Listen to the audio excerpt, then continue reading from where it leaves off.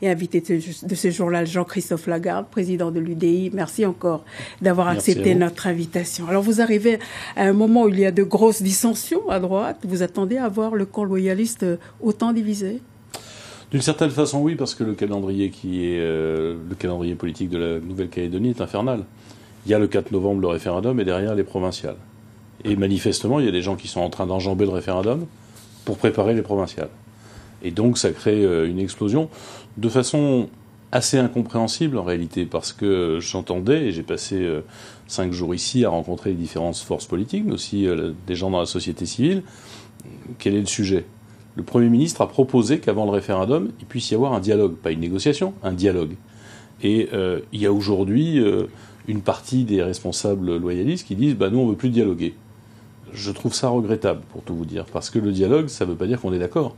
Ça veut dire que chacun peut poser son point de vue, respecter celui de l'autre, et puis marquer ce sur quoi on est d'accord et ce sur quoi on n'est pas. Parce que au lendemain du 4 novembre, il faudra vivre ensemble, que la réponse soit non, ce que j'espère, ou que la réponse soit oui, il faudra vivre ensemble. Il n'y a personne qui va quitter la Nouvelle-Calédonie. Et donc, très sincèrement, je trouve plus raisonnable, plus responsable ceux qui disent on dialogue, quitte à marquer nos désaccords, et puis ensuite, les élections trancheront. Alors, vos amis de Calédonie Ensemble sont accusés par les Républicains de faire le jeu des indépendantistes. Qu'en dites-vous ? Oui, j'ai lu ce communiqué, c'est même une blague. Enfin, Calédonie Ensemble, c'est la principale force non indépendantiste. J'ai passé un certain temps ici avec Philippe Gomez, avec Philippe Dunoyer, avec Gérard Poadja. Ils font campagne pour le non. Alors qu'est-ce qu'on veut faire croire aux Calédoniens ? On les prend pour des enfants ? On leur raconte des histoires pour essayer en réalité de capter les plus radicalisés ? Mais moi je dis à ceux qui se préparent aux élections provinciales, c'est légitime, mais il ne faut pas prendre les citoyens pour des imbéciles. Ils savent bien que même ceux qui crieront le plus fort jusqu'aux élections provinciales, au lendemain, devront parler et travailler avec les autres.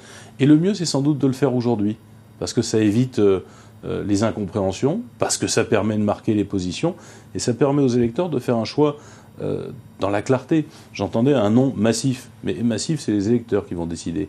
Il y a ceux qui sont pour le non, il y a ceux qui sont pour le oui. Et vouloir faire croire que Calédonie Ensemble, que mes collègues que je vois à l'Assemblée nationale, Philippe Dunoyer, Philippe Gomez, ne sont pas des partisans du non, ils le sont. Mais pour ça, ils n'ont pas besoin de mépriser les autres. Alors vous avez rencontré un certain nombre de personnes. Comment est-ce que vous sentez justement l'ambiance, le pays à 5 mois du référendum ? C'est la 4e fois que je viens ici. J'ai d'abord vu une Nouvelle-Calédonie qui a, depuis 2004, la première fois que je suis venu, qui a beaucoup progressé. Progressé économiquement, progressé dans le rééquilibrage, progressé socialement. Bien sûr, il reste à faire, mais enfin, on partait de si loin et je trouve que la Calédonie semble aller mieux, malgré en ce moment la crise du nickel.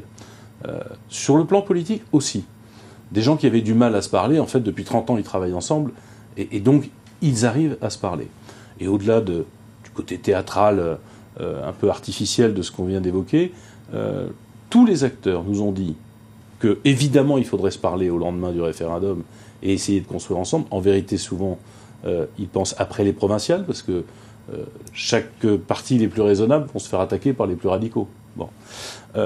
Tous nous ont dit qu'il fallait changer les institutions de la Nouvelle-Calédonie parce que ce processus de Matignon-Nouméa est arrivé à son terme.